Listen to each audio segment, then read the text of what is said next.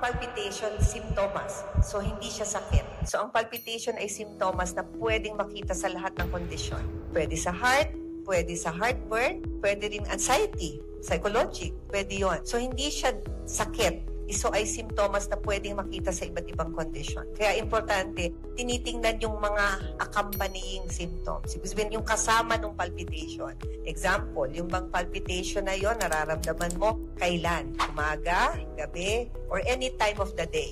Ito ba ay mas nafe-feel mo sa gabi pag nakapahinga ka na or may ginagawa ka? So, depende po sa okasyon. So, how would you know kung ito ay heartburn? So, after eating, naramdaman mo nagpalpitate, malamang it is due to GI, gastrointestinal, pwedeng GERD. Pero out of nowhere, nakaupo ka, bigla ka nagpalpitate, tapos parang masakit ang dibdib mo, hirap ka mahinga, malamang it may be cardiac in origin. So depende po sa sitwasyon. So it's not always when you say palpitation, cardiac, hindi. So kailangan alamin ano ba ang nag-cause, ano ba ang okasyon, sitwasyon that brings about the palpitation.